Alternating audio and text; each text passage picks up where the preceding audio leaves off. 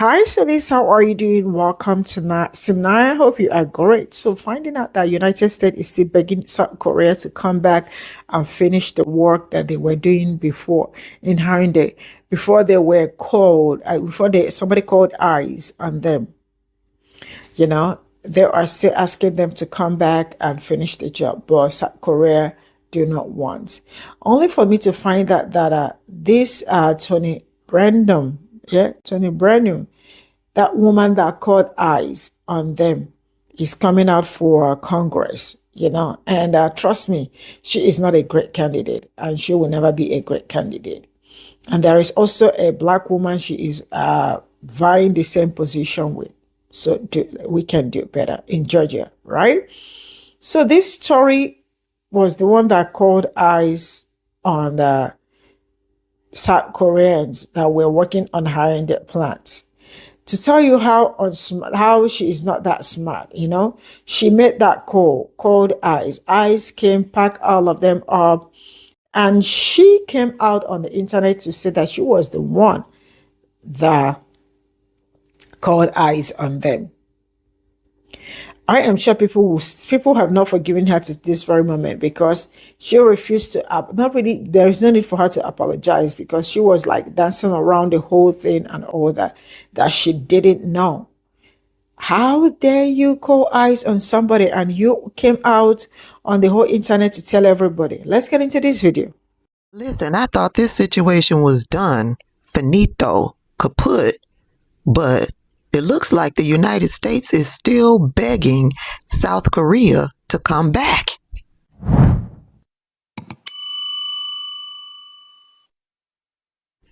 The United States being represented by the governor of Georgia, Brian Kemp, is still begging South Korea and Hyundai to come back. I came across this post. Georgia Governor Brian Kemp is on his third trip visiting South Korea, and you see begging in parentheses. Want to know why? To try to salvage the completely destroyed relationship after ICE arrested Korean engineers and businessmen at the Hyundai plant in Georgia. Yeah, they didn't forget that illegal raid. It's been over 3 months, and Koreans don't even want to come back to America to help our manufacturing sector. In parentheses, it says, tons of American jobs.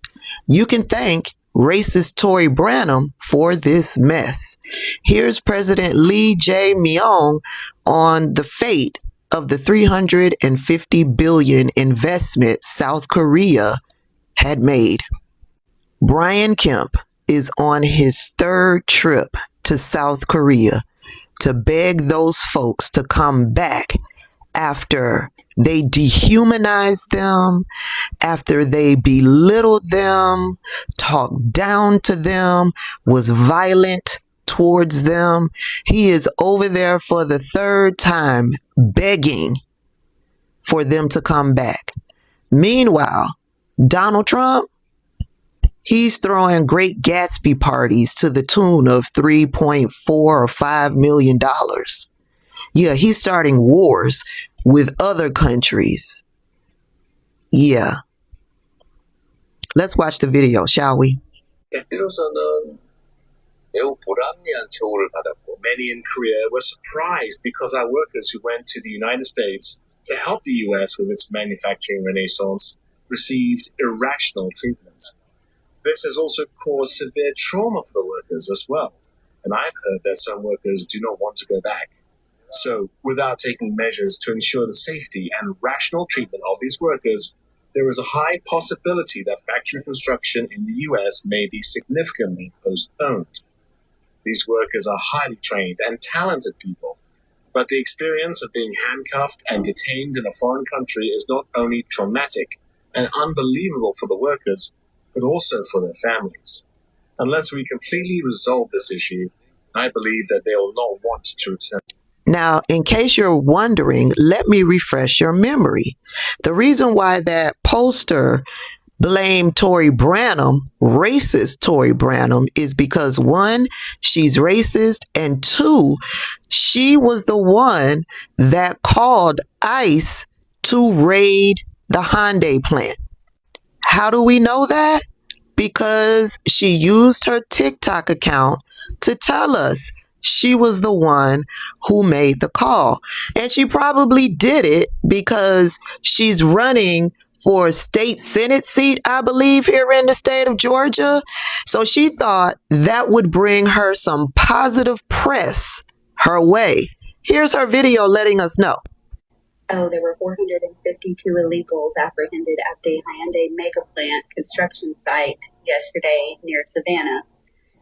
And I was the one that reported the information that I had to ICE. She was the one that reported the situation to ICE.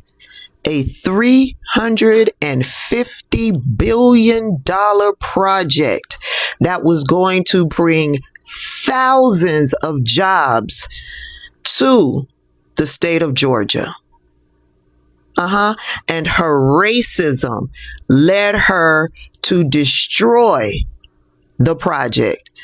And Brian Kemp is still begging, trying to get those Korean workers to come back to restart the project. But that man said, it's going to be postponed for a long time. And I'm sure it won't be looked at. They aren't thinking about coming back to the United States until Donald Trump is out of office. Yeah. But yeah, state of Georgia, Georgia District 12, Tori Branham is not a candidate that you want to take seriously. She doesn't even take the economic success of your district seriously. She does not take the economic success of citizens here in the state of Georgia seriously. Her racism prevents her from being able to do what is necessary to ensure the success of the state of Georgia, Georgia District 12, and the citizens of this state. Therefore, I want you to check out Bree Woodson. She's running against Tori Branham for that Senate seat. Yeah, when I go look over on both of their social media pages, she's talking about policy. She's interacting with the citizens of District 12. She's talking about what is affecting the citizens of Georgia's District 12, the state of Georgia, and the United States as a whole. That's what she's talking about. That's what she's focused on. What can she do to make the voters of that district, of this state, of this nation, what can she do to make life better for us? You know what Tori Branham is talking about? Tori Branham is talking about political news stories. She's doing what I do. She's doing what I do, talking about political news stories, offering opinionated commentary, and is all laced with racism. She's not talking about her policies. She's not talking about what she's going to do for Georgia District 12. She's not talking about the loss of this Hyundai plant. She's not expressing any remorse in this state, this district, losing a $350 billion project at her hands. She's showing no remorse for that. Tori Branham is not a serious candidate. Go on over and check out Bree and make sure you vote for her in the primary. This is the bill that you really need to be watching the politicians about, and it's the Keep SNAP Funded Act. which means if everybody votes on it, SNAP will be funded regardless of the government shutdown. Now, the Democrats already voted against the Shutdown Fairness Act, which would have paid federal employees who are actually working, and it would have kept their paychecks coming, such as air traffic controllers, people making the paychecks, things like that. It would not have paid the furloughed workers sitting at home, and that was the Democrat excuse. Well, the one about the Keep the SNAP Funded Act is really going to be telling in who votes for or against that, because there's absolutely no pork except feeding Americans. I do agree we need to figure out why the 43 million Americans are on SNAP, because I'm certain all of them aren't elderly, disabled, or single parents. But in the meantime, that's not a priority. Americans need to eat. So you need to be really watching how this vote goes in Washington, and that should really determine who you vote for in the next election. There are two things that y'all need to know about this government shutdown that people aren't grasping. Number one, we need 60 votes in the Senate to reopen the government. We have 53 Republicans, which means we need Democrats to reach across the aisle and vote with us. So far, it's only been Fetterman. Two, these ACA subsidies that the Democrats want to keep were put in 2022 as part of economic recovery.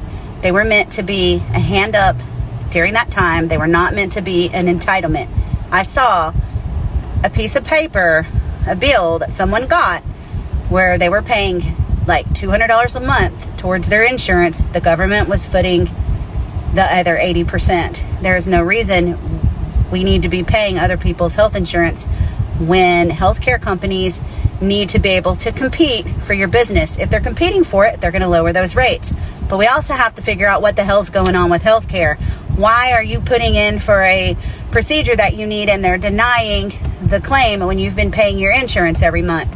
That's like paying for insurance and you have a fender bender and someone says, well, the dent's not in the right place, we're not going to pay for it. It does need an overhaul. But if we continue to pay these subsidies, it's going to add $360 billion a year to the deficit. It's going to get worse and worse. And guess what we're leaving it to? We're leaving it to our kids. We've got to get rid of it. It cannot be an entitlement. That's not the kind of country we are. We're not a socialist country where everybody gets free health care and people pay 50% of their income to support it. And that, I mean, you know, do you want to pay 50% of your income in taxes to support someone else's health care? Or do you want the health care companies to be regulated?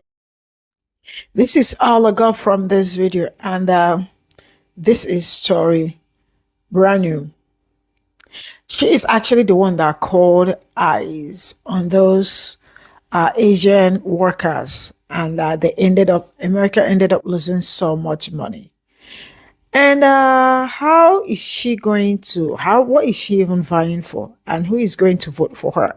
Except people do not know her, except people are just not smart enough to know that she is not supposed to be she won't be a good leader.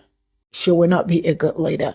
I have been following up with her too, because that video she made that time that cost United States a lot of money, and still to today, United States is still going around trying to negotiate with South Korea so that those workers will come back and all that, but they are not agreeing to it. And she is the one coming out for what? America, I don't know. I think everybody deserves better, especially when it comes to whom to, to put into power or into office, because the person you put into office might be the one that will make life better for you or not better for you. But for Congress, I do not think Tori Branham will do a good job, because she actually doesn't know a lot.